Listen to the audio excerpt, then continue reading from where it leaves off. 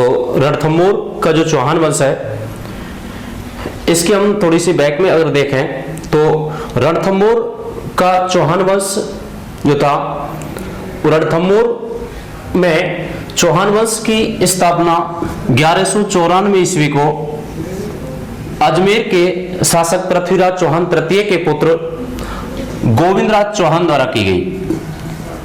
गोविंदराज चौहान अजमेर के शासक पृथ्वीराज चौहान तृतीय के पुत्र थे और वो 1194 ईस्वी में यहाँ आते हैं और रणथंभौर में चौहान वंश की स्थापना करते हैं। रणथंभौर में चौहान वंश के कुल 7 राजा हुए और 7 शासकों ने यहाँ पर शासन किया। रणथंभौर की जो स्थिति थी, भौगोलिक कंडीशन, वो दिल्ली से काफी निकट होने के कारण काफी सामरिक दृष्टि से महत्वपूर्ण स्थान था और एक महत्वपूर्ण दुर्ग था रणथंभौर का किला। इस रणथंभौर की दिल्ली से निकटता होने के कारण हमेशा ही दिल्ली के शासक जो थे वो इसको पाना चाहते थे। इसलिए यहाँ पर गोविंदराज चौहान के बाद में जो शासक हुए उनमें एक शासक हुआ यहाँ पर वल्लन देव। वल्लन देव जो शासक था, उस समय दिल्ली में इल्तुतमिश का शासन था और इल्तुतमिश जो था, उस इल्तुतमिश ने यहाँ पर आक्रमण किया और इल्तुतमिश ने जब आक्रमण किया तो इल्तुतमिश ने यहाँ पर 1226 ईस्वी के लगभग इस रणथंभौर दुर्ग पर अधिकार कर लिया। रणथंभौर दुर्ग बाद में यहाँ पर एक शासक हुआ बागभट्ट नाम का, रणथंभौर के चौहान वंश का। उस बागभट्ट नामक शासक ने इसको स्वतंत्र करा लिया और बागभट्ट ने इसको स्वतंत्र करा करके लगभग 1236 ईस्वी के बाद इल्तुतमिश का जब देहांत हो जाता है तो वो इसको स्वतंत्र करा लेता है और इसके बाद में यहाँ पर ये स्वतंत्र रूप में फिर स्थापित हो जाता है चौहान वंश। इसके बाद में यहाँ पर सबसे वीर और प्रतापी जो शासक हुआ रणथंभौर के चौहान वंश का, वो था हम्मीर देव चौहान। हम्मीर देव चौहान यहाँ का सबसे वीर और प्रतापी शासक हुआ रणथंभौर का। हम्मीर देव चौहान, इससे पूर्व इनके पिता ने शासन किया और इनके पिता थे जिनका नाम था जैत्र सिंह। जैत्र सिंह हम्मीर देव के पिता, इन्होंने यहाँ पर शासन किया 1250 से लेकर के और 1282 ईस्वी। 1250 से 1282 32 वर्ष का शासन था। इसके बाद में हम्मीर देव चौहान यहाँ पर शासक बने और हम्मीर देव चौहान ने शासन किया। हम्मीर देव का जो शासन काल है वो है 1282 से लेकर के और 1301 ईस्वी। 1282 से 1301 ईस्वी हम्मीर देव चौहान रणथंभौर के शासक रहे। इन्होंने अपने पिता के 32 वर्ष का जो शासन था, उस 32 वर्ष के शासन की याद में रणथंभौर दुर्ग में एक 32 खम्भों की छतरी बनवाई। 32 खम्भों की छतरी बनवाई। उस 32 खम्भों की जो छतरी है उसे कहा जाता है जैत्र सिंह की छतरी। जैत्र सिंह की छतरी, इसी को कहा जाता है न्याय की छतरी, क्योंकि हम्मीर देव चौहान जो थे वो हम्मीर देव चौहान इस छतरी में बैठ करके न्याय किया करते थे, इसलिए इसे न्याय की छतरी भी कहा जाता है। इसके बाद में हम्मीर देव जो चौहान है उसकी वीरता के बारे में हमें जानकारी जो मिलती है, उसमें कई ग्रंथ हैं जिनसे जानकारी मिलती है। जैसे हम अगर देखें तो हम्मीर महाकाव्य नैंजन सूरी का वो भी जानकारी देता है। हम्मीर अटय और सुरजन चरित वगैरह जो ग्रंथ हैं उनसे भी हमें इसके बारे में जानकारी मिलती है। हम्मीर देव चौहान, इसके समय की अगर हम कंडीशन देखें दिल्ली की, तो दिल्ली में इस समय यहाँ पर 1282 से 1301 ईस्वी के बीच में दिल्ली सल्तनत काल था और दिल्ली सल्तनत में इस समय यहाँ पर जो वंश थे उनमें एक तो गुलाम वंश जिसका 1290 ईस्वी अंत हो जाता है, उसके बाद में 1290 से लेकर के 1320 तक यहाँ पर खिलजी वंश का शासन रहता है। तो लगभग दोनों वंश जो थे उनके समकालीन इसने यहाँ पर शासन किया। तो सबसे महत्वपूर्ण शासक है हम्मीर देव चौहान। इसको देखते हैं हम्मीर देव चौहान को।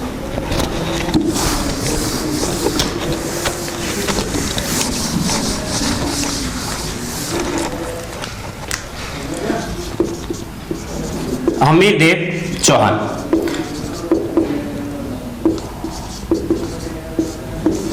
हम्मीर देव चौहान, इसका शासनकाल 1282 ईस्वी से लेकर के 1301 ईस्वी। अब हम्मीर देव चौहान इसकी वीरता के बारे में हमें राजस्थान के कई ग्रंथ हैं उनसे जानकारी मिलती है।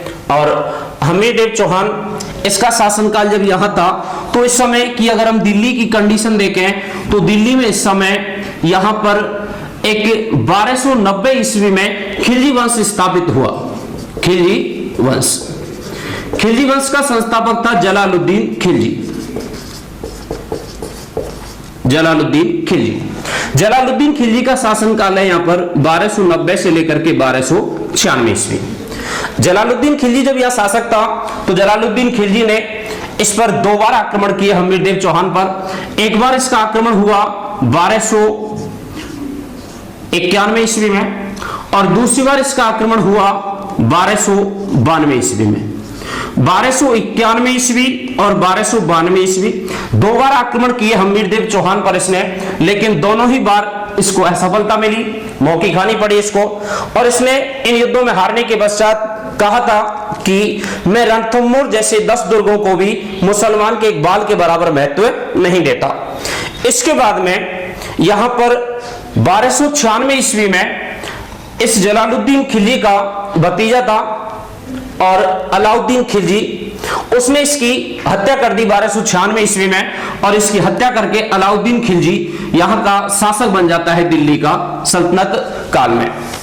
तो दिल्ली का खिलजी वंश का अगला जो शासक था वो था अलाउद्दीन खिलजी। अलाउद्दीन खिलजी का शासनकाल है यहां पर 1296 से लेकर के 1316 ईस्वी।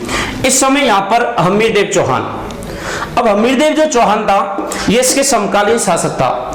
अलाउद्दीन खिलजी एक महत्वाकांक्षी शासक था और वो इस रणथंभौर को जीतना चाहता था, क्योंकि अगर वो रणथंभौर को जीतता है तो उसे दक्षिण भारत में आक्रमण करने के लिए रास्ता मिल जाता है। तो इसलिए अलाउद्दीन खिलजी ने इसको जीतने का प्रयास किया। बीच में ही अलाउद्दीन खिलजी जो था इसका एक मंगोल सैनिक था, मंगोल सैनिक था इसका। उस मंगोल सैनिक का नाम था महमूद शाह या कई जगह मोहम्मद शाह होता है, तो महमूद शाह इसका सैनिक था। और महमूद शाह इसका मंगोल सैनिक।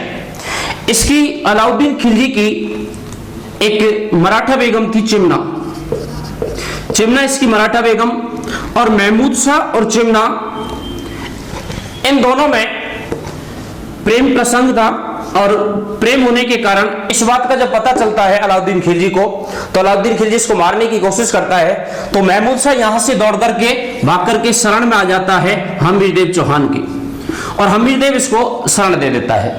अब हमीरदेव ने जब इसको शरण दे दी तो इसने से अलाउद्दीन खिलजी ने रणथंभौर के शासक हमीरदेव चौहान से महमूद शाह को मांगा, लेकिन इसने लौटाने से इनकार कर दिया। अब यहां पर अलाउद्दीन खिलजी के आक्रमण का कोई एक कारण नहीं है, बहुत से कारण थे, जिनमें हम अगर देखें तो महत्वपूर्ण 4 कारण निकल के आते हैं कि अलाउद्दीन खिलजी जो था उसका चाचा जलालुद्दीन खिलजी 2 बार पराजित हुआ था, तो वो सब अपने चाचा की पराजय का भी बदला लेना चाहता था। दूसरी बात, यहां पर हमीरदेव चौहान से इसने कर मांगा, लेकिन इसने कर देने से भी इनकार कर दिया। तीसरी बात, महमूद शाह को मांगा, महमूद शाह को भी लौटाने से हमीरदेव ने इनकार कर दिया। और चौथी बात, दोनों ही राजा जो थे वो महत्वाकांक्षी और साम्राज्यवादी शासक थे, दोनों ही अपना साम्राज्य विस्तार करना चाहते थे। और जब जैसे ही दिल्ली की सीमा राजस्थान की तरफ बढ़ती है तो पहला स्थान रणथंभौर आता है, तो दोनों में टकराव जरूरी था। अब यहां पर इसने अलाउद्दीन खिलजी ने महमूद शाह को शरण दे दी, तो महमूद शाह जो है वो महमूद शाह इसकी शरण में, यहां पर महमूद शाह आ जाता है। अब महमूद शाह इसकी शरण में है, महमूद शाह को लौटाने से इसने इनकार कर दिया।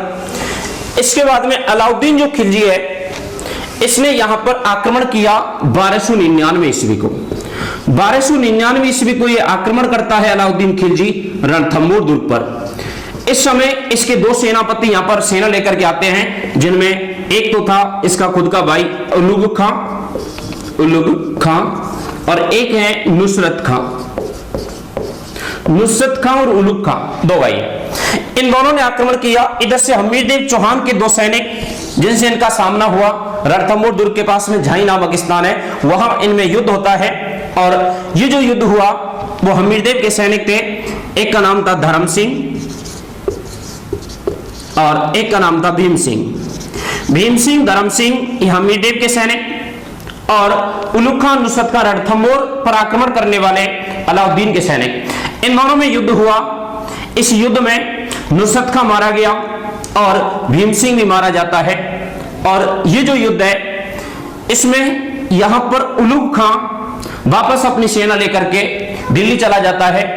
इसके बाद अलाउद्दीन खिलजी ने स्वयं आक्रमण किया और स्वयं यहां का घेरा डाला रणथंभौर दुर्ग का। रणथंभौर दुर्ग की अगर हम कंडीशन देखें तो भौगोलिक कंडीशन ये काफी पहाड़ियों से घिरा हुआ दुर्ग है। एरर दुर्ग की श्रेणी में आता है और इसका जो मुख्य प्रवेश द्वार है वो नौलखा दरवाजा है, नौलखा दरवाजा। सेकंड ग्रेड में पूछा भी गया था 2014 में कि नौलखा दरवाजा किस दुर्ग का प्रवेश द्वार है, तो रणथंभौर दुर्ग का प्रवेश द्वार है। नौलखा दरवाजा प्रवेश द्वार इसका। अब रणथंभौर दुर्ग की कंडीशन ऐसी कि यहां पर यह दुर्ग पहाड़ियों से घिरा हुआ दुर्ग है और विंध्याचल, सतपुड़ा पर्वतमाला, अरावली पर्वतमाला है, उनसे घिरी हुई स्थिति है इसकी। अब ये परकोटे से भी घिरा हुआ है, नदी नाले पहाड़ ऐसे कटीले रास्तों दुर्गम मार्गों से घिरा हुआ दुर्ग है। ये जो दुर्ग है, अब दिल्ली की सेना, अलाउद्दीन खिलजी की सेना आती है और वो इस दुर्ग के चारों तरफ इधर पहाड़ियों पर अपना घेरा डालती है। अब इस समय यहां पर दिल्ली की सेना उसने घेरा डाल लिया। हमीरदेव चौहान ने दुर्ग की जो रक्षा का कार्य था वो दो सैनिकों को सौंप रखा था। एक का नाम था रणमल और दूसरा था रतिपाल। रणमल और रतिपाल दो सैनिक ये दुर्ग के रक्षक थे हमीरदेव चौहान के। यहां पर जब इसको सफलता नहीं मिली, अलाउद्दीन खिलजी को कई महीने हो गए इसको, जब सफलता नहीं मिलती है तो ये लालच देकर के इन दोनों को अपनी तरफ मिला लेता है और दुर्ग की जो गुप्त जानकारी थी वो इनसे प्राप्त कर लेता है। ये दोनों लालच में आते हैं। इनसे बोला उसने कि मैं आपको कल यहाँ का शासक बना सकता हूं, आप अगर मेरी मदद करें तो इसने इन दोनों ने अलाउद्दीन खिलजी को इसकी गुप्त जानकारी दे दी। अगले ही दिन इसने जो घेरा डाला था वो था 1301 ईस्वी को और युद्ध हुआ 11 जुलाई 1301 ईस्वी को। 11 जुलाई 1301 ईस्वी को अलाउद्दीन खिलजी की सेना दुर्ग में प्रवेश कर जाती है। युद्ध होता है जिसमें हमीरदेव चौहान लड़ते हुए वीरगति को प्राप्त होते हैं और हमीरदेव चौहान इन्होंने यहां पर केसरिया कर लिया, केसरिया कर लेते। हमीरदेव जो चौहान थे उनकी रानी थी रंग देवी और इनकी पुत्री देवलदे। देवलदे पुत्री हमीरदेव चौहान की और रानी रंग देवी। यही रणथंभौर दुर्ग में एक तालाब था, पदम तालाब, पदम तालाब। इसमें कूद करके इन दोनों ने कर लिया जल जौहर, जल जौहर। तो यहां पर जल जौहर कर लेती है दोनों अपने पति तो सतीत की रक्षा के लिए। इस प्रकार रणथंभौर दुर्ग में केसरिया हुआ हमीरदेव चौहान के नेतृत्व में और जौहर हुआ रानी रंग देवी के नेतृत्व में।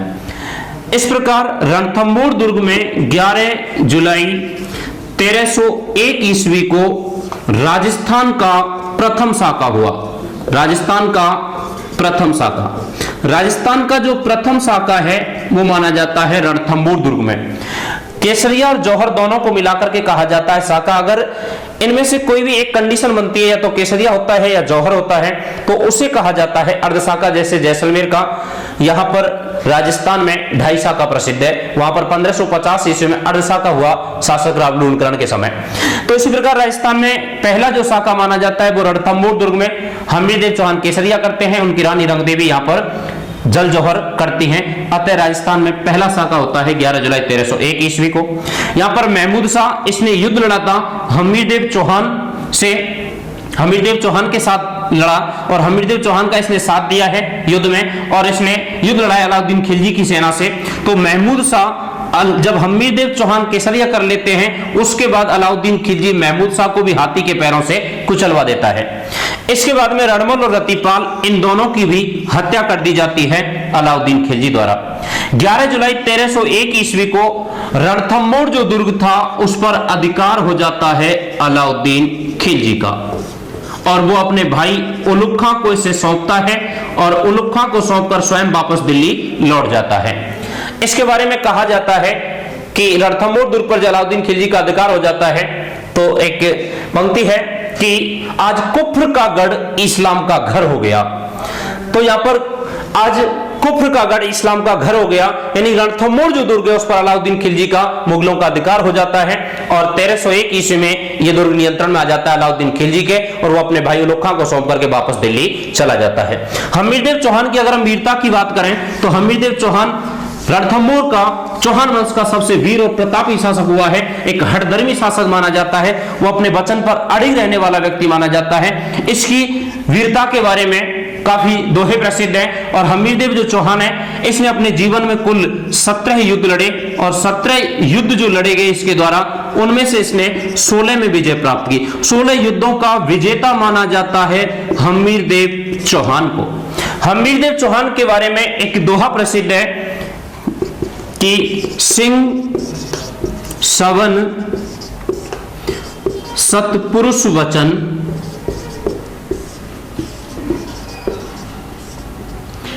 कदलन फलत एक बार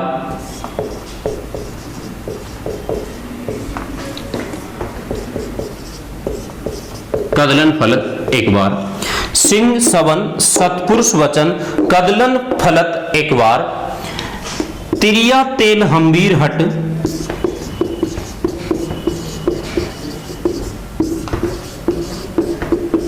चढ़े न दूजी बार।